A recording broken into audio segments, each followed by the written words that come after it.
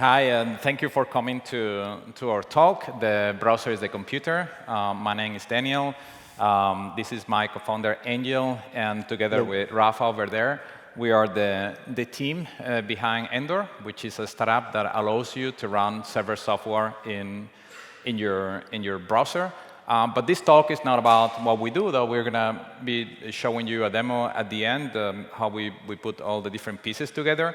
It's about how we got the idea to work on this, and all the different pieces and open source components and issues that we run and how we solve them. Some of you that have been around in the 90s and have gray hair like myself remember Sun Microsystems, which was a company from the time that made servers and workstations. And the motto from Sun Microsystems was the network is the computer. And paraphrasing at a really high level, what this meant is that, and you have to remember that this is at a time where everybody had a PC at their desktop, an IBM PC, and all the processing happened there. It was at a time where you started to have local area networks, you started to get those connected to the internet. And the idea was that you don't need to have all these powerful computers in your physical desktop, but you could have like a thin client that was connecting to, I guess, a fat server that had all the processing. And this is, I think the photo is from a Sunray, I think. And the ultimate thin client, or the original thin client, was the browser. This is one of the early versions of Netscape running on Windows. And pretty much you could do HTML, you could do a little bit of images at the beginning and applets, but it was very, very limited. So our idea with this talk, we're going to show you is, can we actually do it all the way around, right? Can we actually put a computer inside the browser? Can you make all the functionality that you typically associate with a server and run that in a web page that you can refresh, that you can share a link with somebody and have them running that server environment? And the idea that from this presentation, the idea why we started working on this actually from another presentation that I gave at Wasm last year. I covered a bunch of kind of unusual or a little bit more weird areas where WebAssembly was being used, including games and other areas. But the one that stuck with people, that I have 2 or 3 people come and ask me, and even later when they watched the YouTube, was showing Windows 98 running in the browser and being able to play Minesweeper and Solitaire and things like that. For some reason, the ability for you to run a full operating system, in this case, like some people say like a retro operating system, which made me feel old because I still remember when Windows 98 came out. But the ability to run this operating system was something that resonated with a bunch of people. This was done using the V86 project. When Angel and I were discussing topics about WebAssembly, we keep coming back to this. We kept coming back to running an operating system in the browser, and we're thinking about how far can we take this, can we really do this? And the reason why we believe that we can do this, or we started, first is like the computers keep getting more powerful. Now, for $1,000, you can buy like top-of-the-line MacBook Air that has more processing power than basically anything that you could buy like 4 or 5 years ago for way more money. It's not only the laptop or the desktop, it's also the phone that you have in your pocket, or the iPads. In many cases, they now share the same chips, so have chips more powerful than laptops from barely a generation ago. Then the browser APIs, the browsers themselves, keep doing more and more things. I showed you at the beginning, Netscape 1.0, 2.0, and basically you could do text, images, and little more, right? But now you have a lot of other things that you can do that allow you to build desktop-like applications on the browser. That includes access to the file system, access to the GPU, networking. There is a project called Project Fugu, in which different companies, including Google, Microsoft, and a few others, are getting together to add these APIs or work on these APIs to make everything that is possible with kind of native APIs or traditional desktop applications. You can do that with the browser. So there is a lot of things going on there. Of course, a lot in WebAssembly itself as part of that browser ecosystem, garbage collection, some of the work that Luke was mentioning around threading and so forth. And finally, and I think this is a pain for many of you, is the complexity of developing things, stuff in right now. You have all these, even if you're using containers, you have all this added complexity of a bunch of different package environments, different versions, different flavors of things that you have to install and kind of cross your fingers that it works. And then good luck if you want to have everybody on your team using the same environments. And there is something that Luke mentioned in some other conversation about the power of the link, the ability of the web of, if you want somebody to access something, you just give them a link to that. So if we are able to put, because we can, for all the things that I mentioned, capabilities, you can put things on the web, then it's incredibly attractive to be able to share a link with somebody, and then all of a sudden they can run like a database, or they can run like PHP code. There's something magical and useful about that.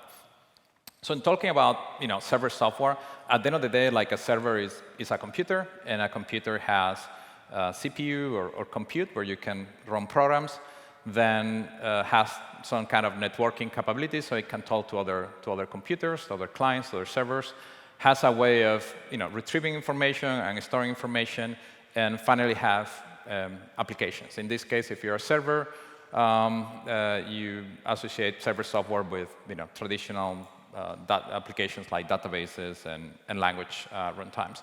So if we start with compute, there are different approaches. This is something that is very, they have a lot of options in the WebAssembly ecosystem, and it's always like a trade-off between performance and compatibility. So if you run something that has been specifically designed to target the browser APIs, there is not that many applications out there, but the ones that there are, they run like very, very, very fast.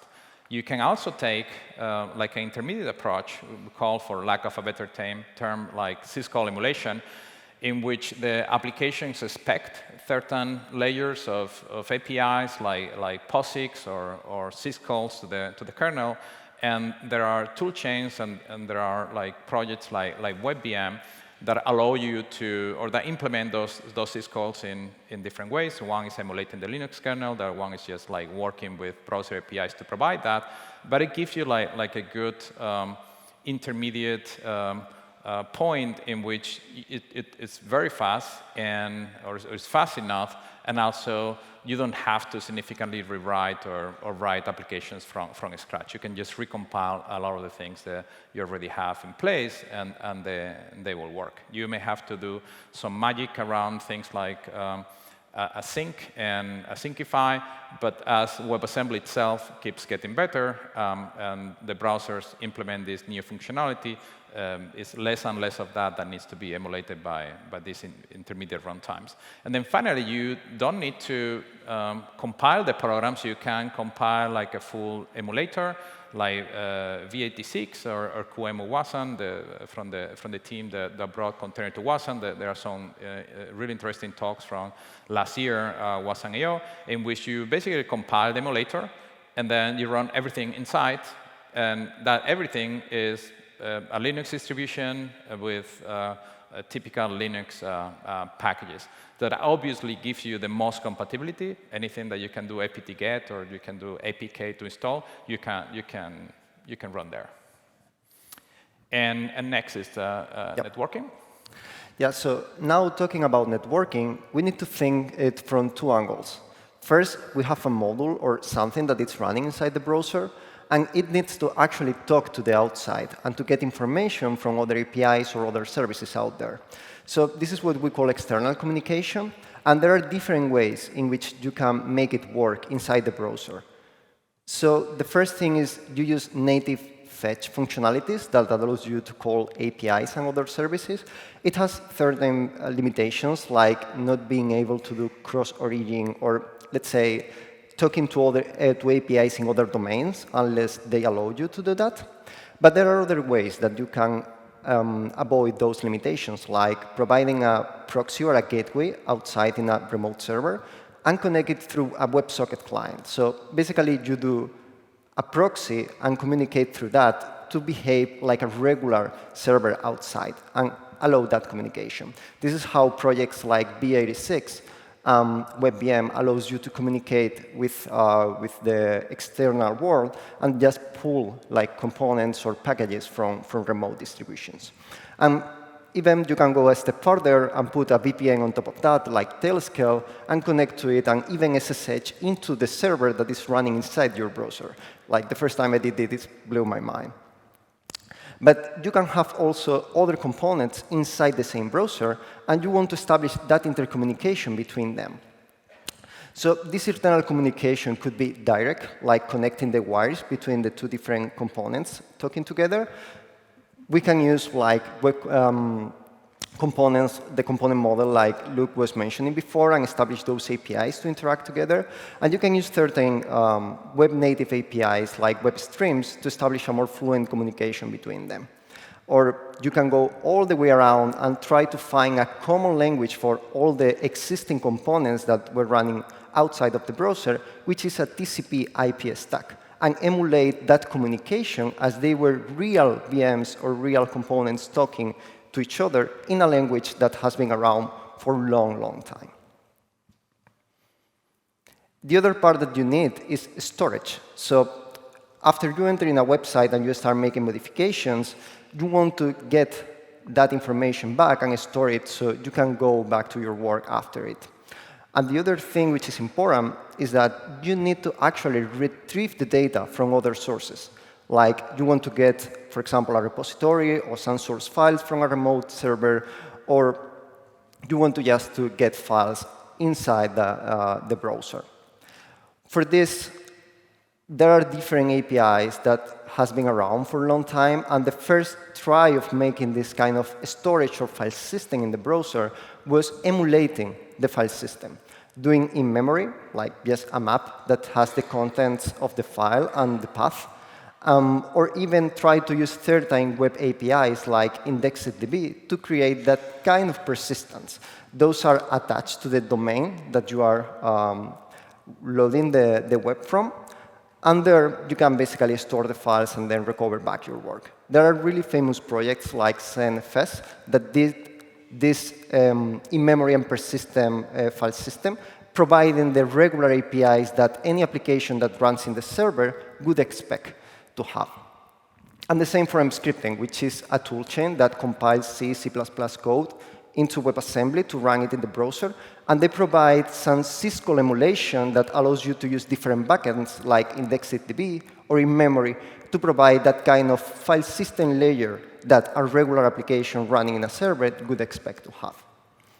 But that was just the beginning, because some years ago, the browser started to implement more and more powerful APIs to access the file system. So instead of having this isolated box that was the browser, now they started introducing some APIs that allows applications running in the browser to connect and read files from the computer. Of course, you need to give permissions to the browser, and you get like a very specific message saying that you are allowing the browser to read or write, depending the permission you ask for, to a certain folder in your system. And this is pretty cool, because now you have the ability to load a folder in the browser, start making modifications, and storing them locally. And one step further, that I think this was like 2 years or 3 years ago, browsers started implementing one new API that is called Origin Private File System, which basically provides every domain with a hidden folder in the user computer to store random data. So now you have a real file system that you can access from inside the browser, and then store, read, write files with the privilege that you need to build a real file system that your application can use in the browser. And finally, the ecosystem part. If this the little astronaut that is the mascot of Endor, you can see these things floating around like Python and Ruby and PHP. The most important part of the server software is the software, right? Like it doesn't matter if you can build these solutions to access the file system or the network if the applications that you want to run are not there. And right now in 2025, server software development involves Docker containers, involves Linux and being able to install things from the package management system. And this is what I'm going to show you. We took all these different pieces and we put them together, all these different open source components that we mentioned, and we'll do a little recap at the end so you can check out some of them. And we put them all together to provide this experience. And hopefully you will see what we meant or what Luke meant with the power of the link. Yeah. So let's go now to do a quick demo about Endor and the capabilities. So let me find the actual browser. OK, so here we go. Cool. Let me what Angel does it. This is a regular browser. If you go to endor.dev right now, probably it will, depending on the mobile that you have, it may or may not work. Probably will not work. Definitely should work in a laptop. Doesn't have any extensions. Doesn't have anything installed. It's just like a regular web page. Yeah, and we don't have any server out there. So that's the trick here. So if I go now to run this LAMP sandbox, for the ones that don't know what LAMP is, it's a pretty classic stack that is composed by Linux, Apache as a web server, MySQL for the database, and PHP for the language runtime. So if we go here, what is happening in this sandbox is that we have an environment that is composed by two different elements. The first thing that you see at the top is a LAMP. This is a full VM running in the browser that contains the stack that I was mentioning before. So here you see like we have running. It has an internal IP, which is a virtual network inside the browser. It has even a host name, and it's based on Alpine Linux 3.20. And here we have Apache, everything running, MariaDB, and PHP. If we actually look at the services, you will see like everything is running, and the page that you see on the right is loaded from inside the VM. So the browser is talking through HTTP to this VM to get this back and show it to you. But this is a full VM, so what you expect is that you can actually go to the terminal, do something like PS3, and then you see like everything is running and everything is working. And you can even go and say MySQL root, whoops, -p, now root. And here I can do like show tables, for example, or show databases here. And it works. And everything runs in the browser. Nothing is out there. We don't have a server. Everything is running. So the thing is that we can have these VMs. This is like what we saw in the past. But the tricky part is that language runtimes, especially things like PHP, Ruby, or Python, if you put them in an emulated environment, it will take forever, as we noticed when we started developing Endor. So you want to have some kind of server infrastructure running in the browser, and you can emulate it because it's fast enough, as you saw with the MySQL queries that I were doing. But for certain applications, like what we have in this example, PHP-MyAdmin, you will need to run as fast as you can. And for that, what's better than just native WebAssembly? And what we did here is that we interconnected all those pieces, so a WebAssembly module that is running PHP can talk directly to a VM through TCP/IP. This is the emulated stack that we were talking before. So if I now go to PHP-MyAdmin and visit it,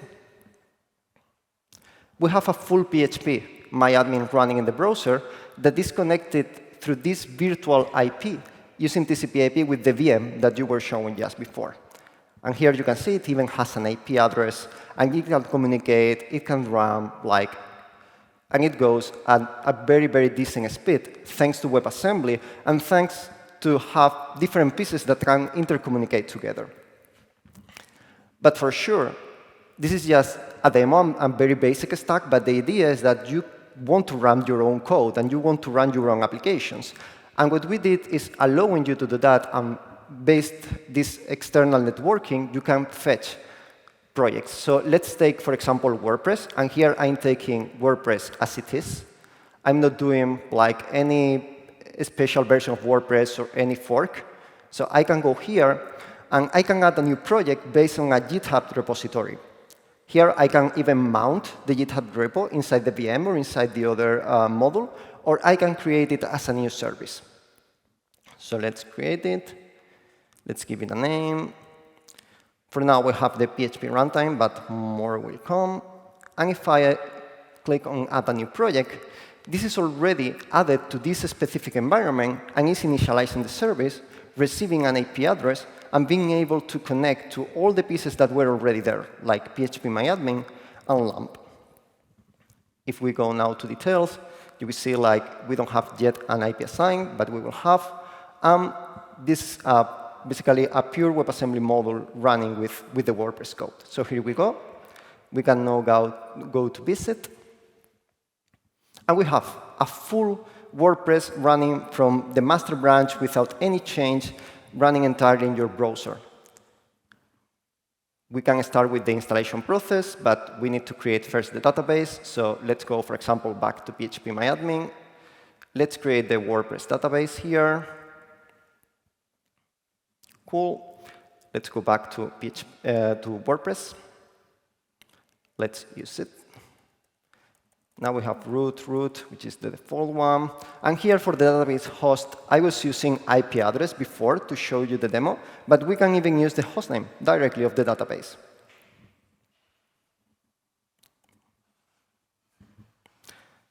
Cool. So we have like connectivity with the database, and we can run now the installation from scratch. So let's give a title. Let's use Wasm.io. Let's do some like boilerplate. And let's install WordPress. So what is happening now is that the WordPress instance is communicating through TCP IP with the database, and it's creating all the tables and all the initial data that you need to create the WordPress block. So now I can go to login, and I can even navigate through my block that I just created in my browser without having to install anything. I didn't have to install MySQL, anything locally, just open a website, going through different clicks, clone the repo, just boom, it works.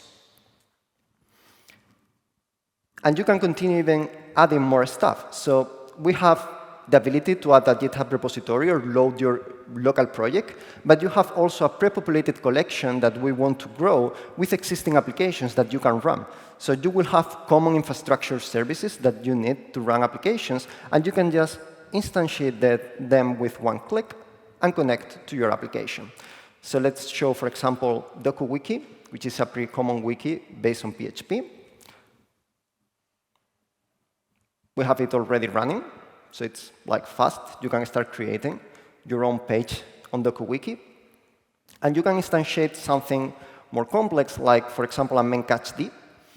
It starts, it gets the IP, it starts the service, the memcache service, and ensure like everything is working. And now we can go to the terminal and try it to confirm it's working.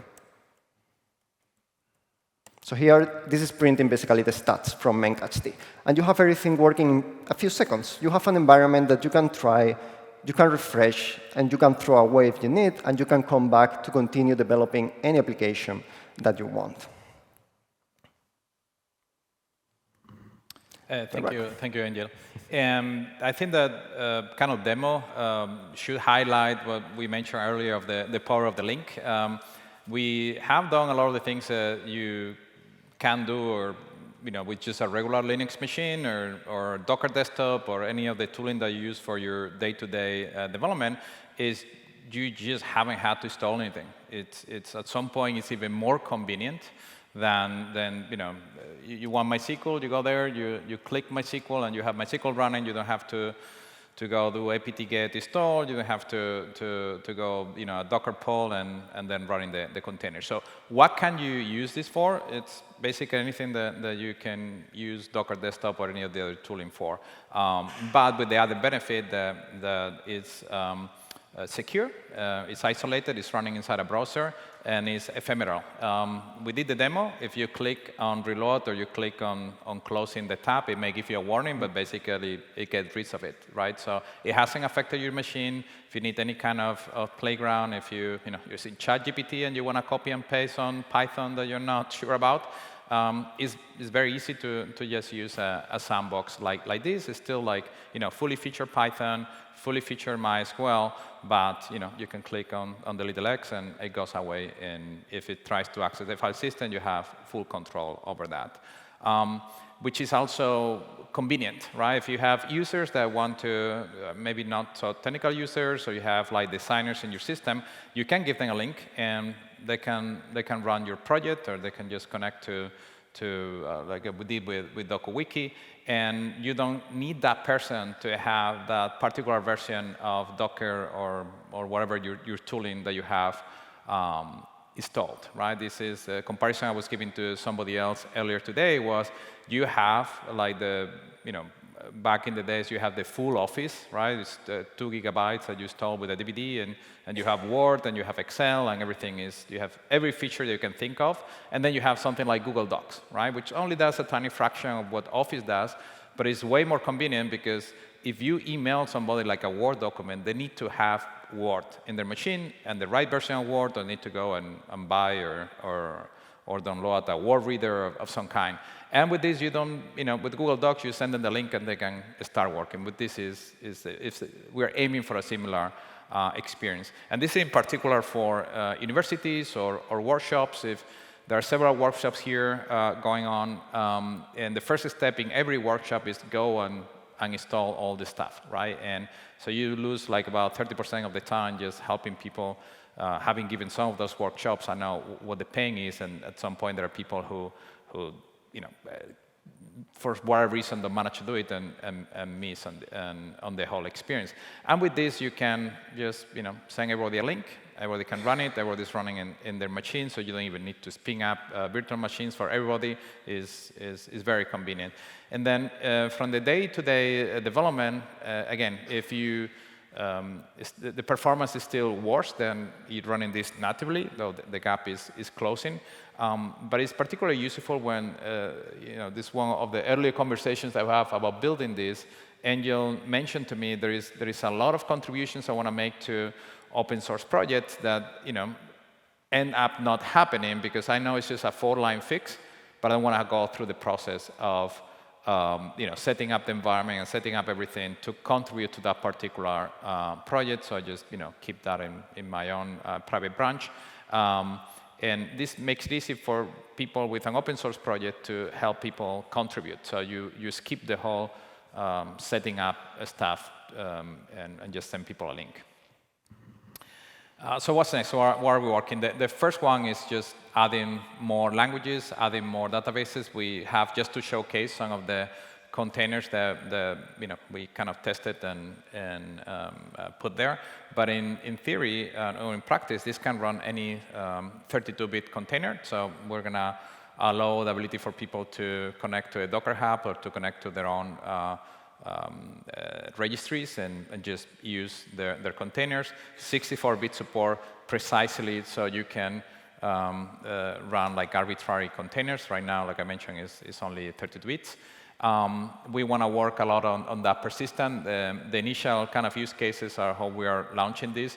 Is just you want to quickly try something, or you want to just copy and paste. But as we use this more and more ourselves, we have the need for that persistence, either to a server, so you can be in different devices and just continue in your phone what you started in your laptop, or locally, right?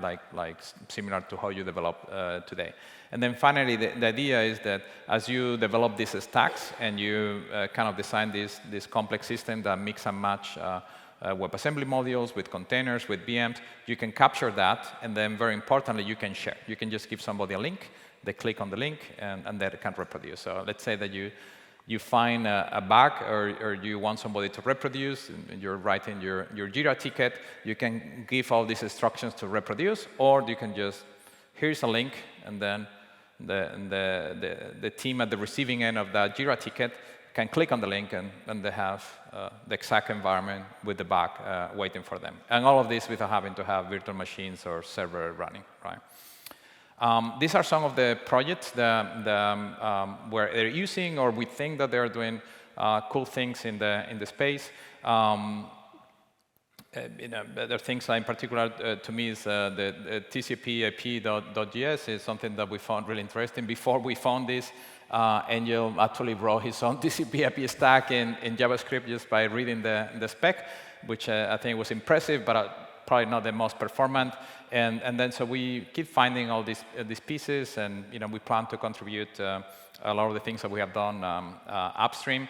And there are even some of the attendees here. I think the founder of Exacuos, hopefully I pronounced that right, is here as well in the conference. And this is a Unix-like operating system that also runs in the browser. So there is a lot of really interesting things happening in the space. So I encourage you to visit and play with them.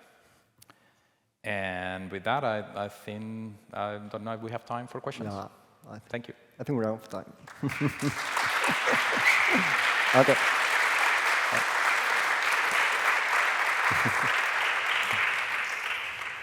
Yeah, what I'm interested to know is, as you know better than I do, Wasm modules have resource constraints and memory constraints for running applications in a browser. So how are you getting around that, or how are you? So in terms of limitations, there are some, I think 4 GB per Wasm module, right? But you can have different modules in different workers. So a lot of the limitations, we are at the point right now that nearly everything works. So it's more about your device, how much memory your device have, or how much memory do you have allocated to the browser, or how fast things with the and as some of these APIs get enabled in the browsers, we can do the things more efficiently. But right now, a lot of the was that the question? Did I answer the question? Yeah, I think so. We're talking about the memory constraints, et cetera, and it seems like you're doing other things though to help. I mean, you're running things in a browser with Wasm, so how are you overcoming some of the limitations that were there before? So it's a trade-off. So for example, when we run v86 and we run some of this emulated hardware, it allocates the memory that you have there, and it's also it is much more difficult to manage that.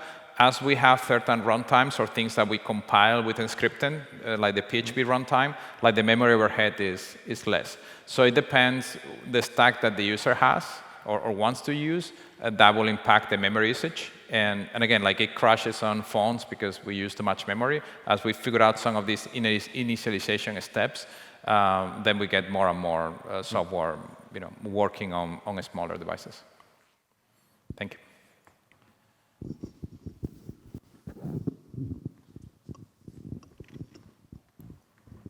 You mentioned Ruby support upcoming, and I'm an old Ruby on Rails guy. Have you guys seen the Ruby on Rails running in the browser demo that I think it was Evil Martians put together, and has that helped you guys get close?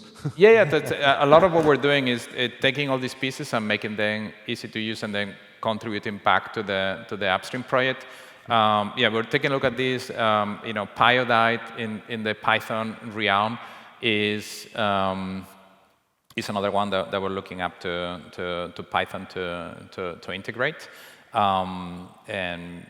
Ruby on Rails, we were one of the first. Again, we are at least I am old. It was one of our first love in web development, so it has a special place in our hearts, and we hopefully to have first-class support for that. We started with PHP because it's the most common. We already. I failed to mention that we come from open source background from Bitnami and Wasm Labs, and at Wasm Labs we did some work with putting WordPress in the browser at the very, very beginning, and we gave a talk about this here a long time ago.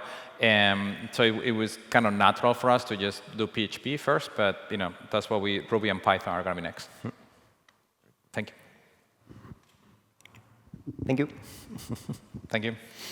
Okay.